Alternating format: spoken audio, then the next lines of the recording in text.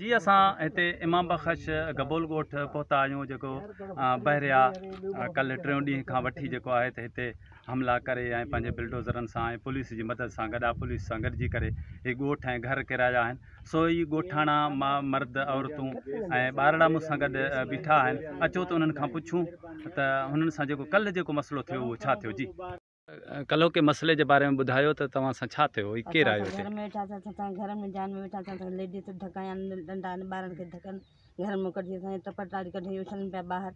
कंहिं धकाया?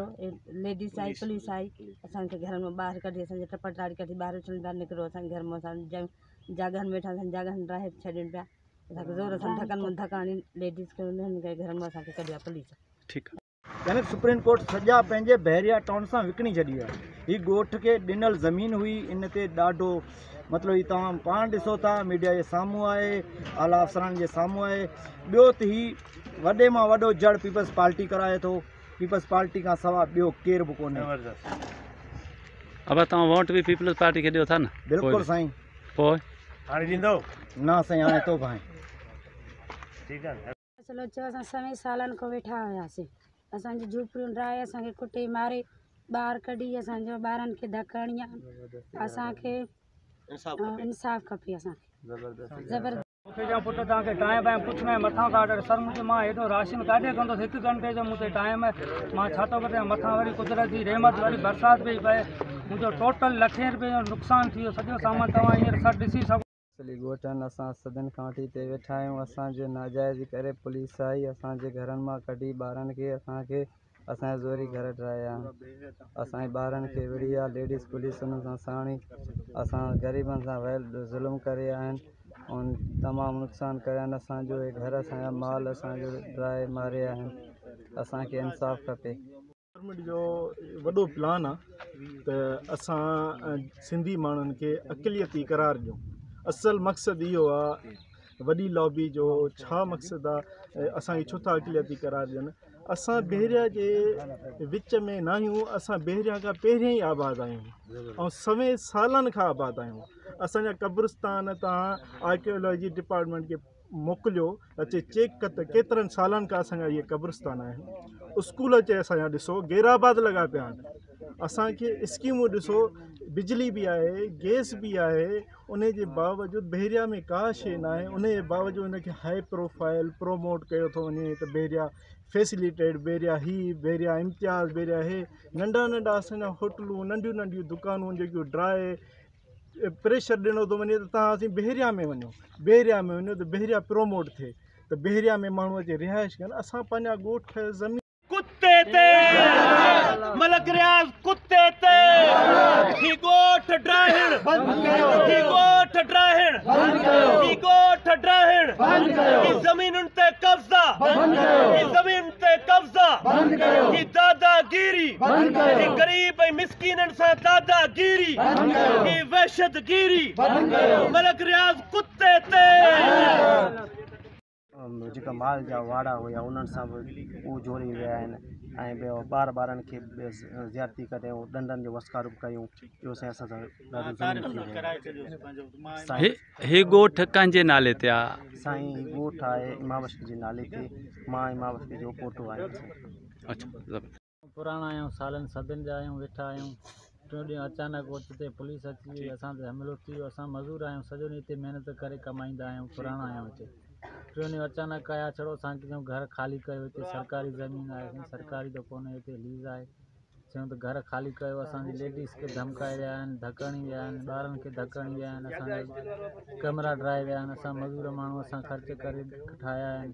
असांजा उहे हिकिड़े कलाक में किराया हलिया। असां ग़रीब माण्हू आहियूं, असांखे चया ॻोठ ख़ाली कयो। असां सिंधी आहियूं त ईअं ॻोठ ख़ाली कोन कंदासीं, भले सिर कटे छॾनि, बाक़ी असां ईअं ख़ाली कोन कंदासीं। बस असांखे इंसाफ़ खपे। हाणे तव्हांजी ॾिसो सिंध एक्शन कमेटी सॼी सिंध में हिन अमल जे ख़िलाफ़ु भरपूर आवाज़ उथारे रही आहे। ऐं जीअं असांखे अॼु ख़बर पई, कल्ह ख़बर पई, अॼु असां हिते पहुता आहियूं। असां हिन ॻोठाणनि सां मिलिया आहियूं ऐं हीअ जेके ज़्यादतियूं कनि पिया था बहरिया जा वाठा, सिंध हुकूमत जेका दलाल बणिजी ऐं हीउ जेको सिंधी मारवाड़नि ते हितां जे 20 साल सदियुनि खां जेके वेठा आहिनि आबाद आहिनि उन्हनि खे पंहिंजी बरबरीत जो निशानो बणाए रहिया जंहिंजी सख़्तु लफ़्ज़ में मज़मत कयूं था ऐं मुतालबो कयूं था ऐं सिंध हुकूमत खे इहो वाज़े ॿुधायूं था त तूं एतिरो कर जेतिरो बर्दाश्त करे सघीं। असां सिंध एक्शन कमेटी जे प्लेटफार्म तां सिंध यूनाइटेड पार्टी जे प्लेटफार्म तां सॼी सिंध में आवाज़ ईंदो असां उन आवाज़ खे लबेक चई उते पहुचंदासीं। त असां हिननि कुझु टाइम ख़ामोश रहण खां पोइ वरी 2 ॾींहं 3 खां जेको आहे पंहिंजी इहा बदमाशी इहा दादागिरी शुरू कयो अथनि। ॻोठनि खे ढाइण, ॻोठनि खे मिसमार करणु, उनमें इलाइक़े जो जेको आहे पंहिंजो DC ऐं उन सां गॾोगॾु मुख़्तियार कार जेका आहे इलाइक़े जी पुलिस इहे गॾिजी जेका आहिनि ॻोठाणनि सां नाइंसाफ़ी कनि था। उन नाइंसाफ़ी जे करे असां अॼु हिते ॻोठाणनि सां गॾु बीठा आहियूं ऐं बीठा रहंदासीं जेसीं ताईं असांजे सिसी में साहु आहे असीं बीठा रहंदासीं। माण्हू खे मौत त हिकु ॾींहुं अचिणो आहे। मां अॻु में पंहिंजे लफ़्ज़नि में चई चुको आहियां त असां जेको आहे कंहिं बीमारी जे विबे कंहिं जेका आहे पंहिंजे बुख़ार जे इलाइक़नि में अचनि तव्हां खां वोट वठणु अचनि त इन्हनि खे ज़लील कयो, इन्हनि खे रुसवा कयो। इन्हनि जे मुंहं ते जूता हुजणु खपनि, इन्हनि जे मुंहं ते जेको भुजा हुजणु खपनि, इन्हनि जे मुंहं ते लानतुनि जा जेके उहे हार हुजणु खपनि। ऐं कंहिं बि सूरत में हाणे पीपुल्स पार्टी खे सपोर्ट न करणु खपे, छाकाणि असां सम्झूं था त हीअ पैसे जे करे जंहिंखे पंहिंजे नंगनि ते गैरत कनि, हीअ असांजा नंग आहिनि। हीअ जेके निडर उस में हिन जा अजा ड्रथा आहिनि जिनखे नंगनि ते गैरत कान्हे का, उन्हनि मां तव्हां हर क़िस्म जी तवक़ो रखी सघो था। अॼु असांजो अचण जो हिकिड़ो ई मक़सदु आहे त हीअ जेका कल्ह ॾाढी बरबरत थी चुकी आहे सिंध एक्शन कमेटी जी तरफ़ां, सिंध एक्शन कमेटी जे अॻुवान जी हैसियत में हिनखे यकीन ॾियणु आहियूं त इनशाला पाण ख़ामोश कोन वेंदासीं।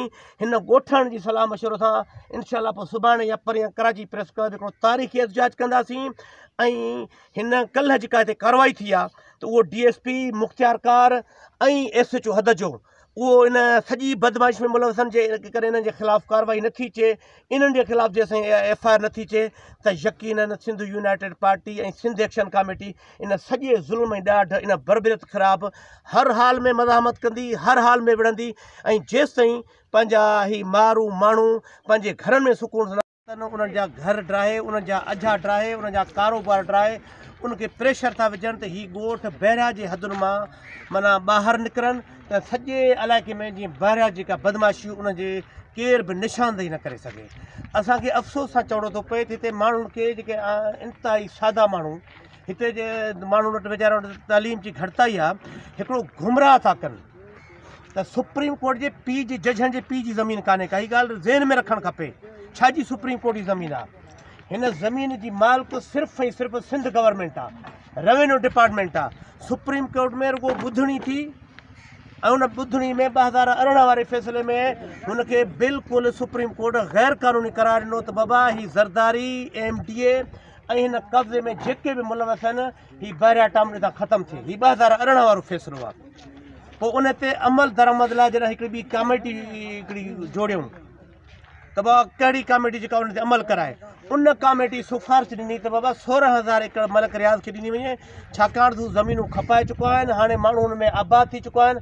हाणे थर्ड इंट्रस्ट जीअं असां पंहिंजो बहिरिया जा मुतासिर जेके ॻोठ आहिनि उन ॻोठनि जे विज़िट ते आयासीं। सिंध यूनाइटेड पार्टी जा अॻुवान असां सां गॾु आहिनि, ही ॻोठाणा असां सां गॾु आहिनि। हिते ॻोठाणनि असांखे ॾिसी तमामु भरपूर तरीक़े सां ॻोठाणा ॿाहिरि निकिरी आया आहिनि। उन्हनि जेको आहे पंहिंजे दर्द ऐं ॾुख जा अहवाल असां सां वंडिया आहिनि। सो उन्हनि जो इहो चवणु हो त बहिरिया जे ज़ुल्म ऐं ॾाढ खां असांखे कॾहिं निजात मिलंदी। फारूक भंगवार, सोच TV, कराची।